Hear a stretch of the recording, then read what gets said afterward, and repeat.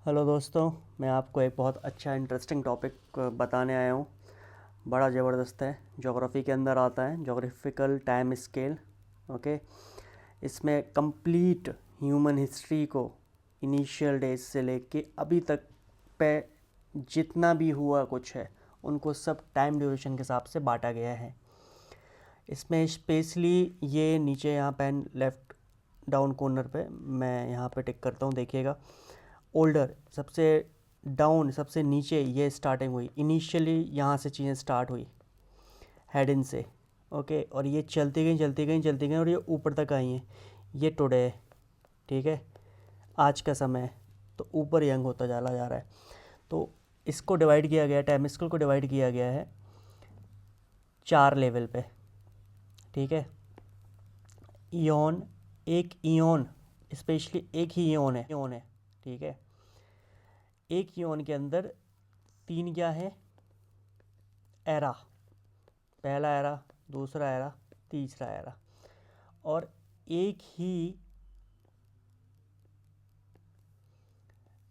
एक एरा के अंदर कितने पीरियड है, 1 2 3, 3 पीरियड है, ठीक है।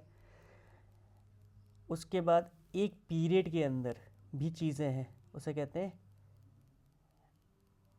ईपॉक। इसका प्रोनाउंसिएशन ईपॉक है। 1 2। तो आपने देखा होगा कि टोटल इयॉन 1 हैं, एरा 3 हैं, पीरियड्स भी हैं, सफिशिएंट पीरियड्स हैं। ये आपको बहुत कॉमन पीरियड है, ये आपको याद होगा, जोरासिक, राइट। डायनासोर के नाम पे याद होगा आपको यहाँ पर, ठीक है। उसके बाद इसका प्रोनाउंसिएशन जो है ना, बताया मैंने आपको, ईपैक है। क्या है, ईपैक। ये ओ का ए आता है प्रोनाउंसिएशन, ईपैक। अब आपको कन्फ्यूज़न होगा कि इसमें भी आप बताएं कि कितना एक्चुअल, कितने ईयर्स, या ऐसा कि एग्ज़ाम्पल कि आप कहें कि यार 1000 है, या 10,000 है, या 1 लाख है, या 1 करोड़ है, कुछ भी एक कहीं ना कहीं आप आके असाइन करें। तो एक्चुअल ज्योग्राफी में टर्म यूज़ की जाती है KA, MA और GA। ये जस्ट टैक्स से रिलेट कर जाएगी आपको, मैं बताता हूँ कैसे। नीचे आइए यहाँ पर, ये देखिए, KA, ये MA, GA। तो kilo, mega, giga, annum, annum, kilo annum, mega annum and giga annum. Okay. अब किलो एनम में क्या रहेगा, 1000, मेगा एनम में 6 ज़ीरो, गीगा एनम में 9 ज़ीरो।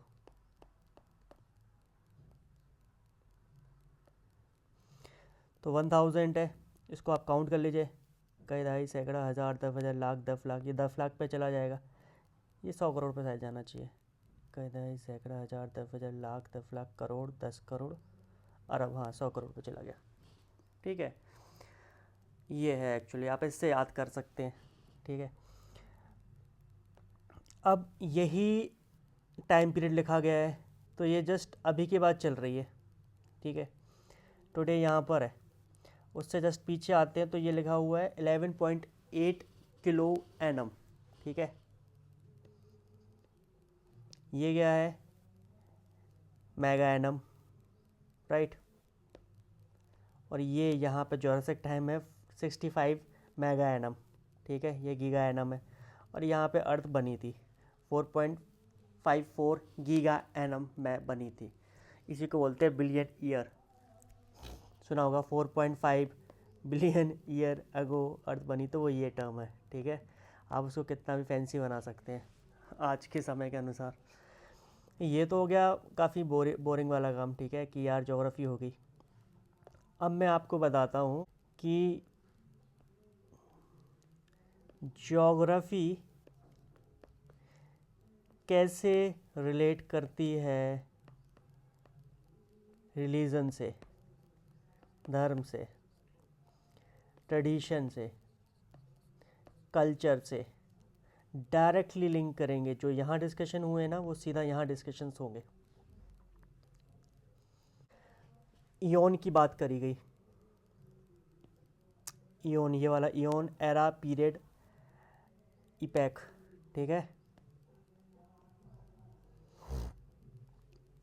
इयोन को ही कहते हैं क्या, महाकल्प, ठीक है। अब महाकल्प का डिस्कशन कहाँ हुआ है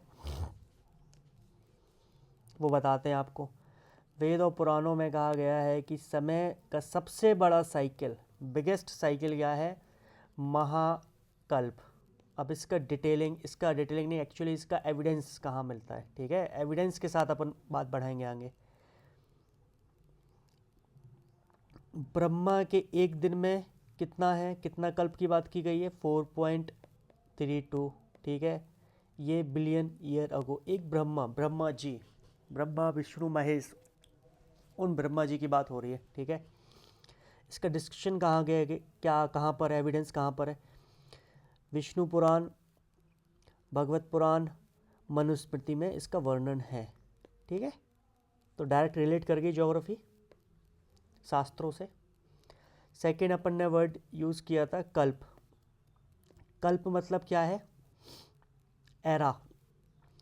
एक कल्प के अंदर 14 मानवंतर होते हैं, 14 मानवंतर होते हैं। हर मानवंतर के में एक मनु होता है, मनु। ये वो मनु है जो एक मनु एक एरा का पालन पोषण करता है, ये वो मनु है, ओके। लिखा भी होगा, मनु होते हैं जो पृथ्वी की संरचना और पालन करते हैं, संरचना भी करते हैं और पालन भी करते हैं। ये उस मनु का जिक्र हो रहा है, बहुत बार सुना होगा, बहुत कॉमन वर्ड है मनु। इसका डिस्कशन कहाँ कहाँ किया है, कुछ पुराणों में किया गया है, मत्स्य पुराण, महाभारत में भी है। महाभारत में कहाँ है, शांति पर्व में, अध्याय का लिखा भी हुआ है। अध्याय कौन सा है, 231, 232, इसका वर्णन है, ठीक है।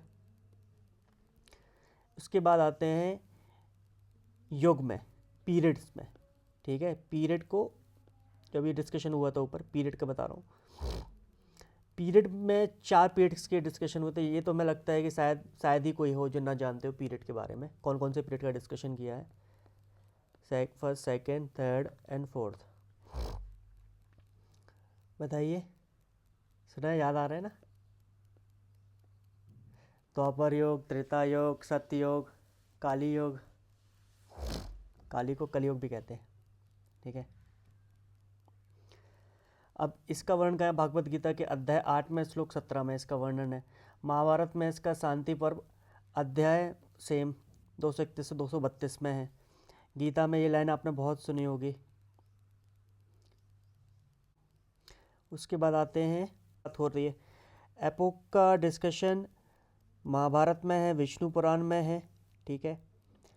और ये सबसे छोटा होता है, वो तो मैंने आपको ऊपर ही बता दिया था। और ये काफ़ी कुछ उसमें लिखा है, गीता, महाभारत, इसी सब के बारे में डिस्कशंस किए गए हैं। तो ओवरऑल आपको देखोगे तो ज्योग्राफी डायरेक्ट रिलेट करती है, डायरेक्टली पास्ट में जाती है और चीज़ों से रिलेट कर जाती है। तो रिलीजन हुआ या ज्योग्राफी हुई, तो टेक्नोलॉजी के साथ पास्ट भी रिलेट करता है, ठीक है। तो आप कितना भी आगे बढ़ जाएं, पर दोनों जगह एविडेंस मिलते हैं। ज्योग्राफी में भी एविडेंस है, प्रूवन एविडेंस है। उसके बाद शास्त्रों में भी एविडेंस है, वो ज्योग्राफी प्रूव करती है। तो जब भी आपके मन में ख्याल आए ना, भगवत गीता हो गया, महाभारत हो गया, विष्णु पुराण हो गया, ये सब फालतू हैं, तो मैं आपको बता दूं ये डायरेक्ट रिलेट करते हैं, ठीक है। आपके एग्जिस्टेंस से रिलेट करते हैं, तो प्लीज़ ध्यान दीजिए, ठीक है। अगली बार मिलते हैं, बाय बाय।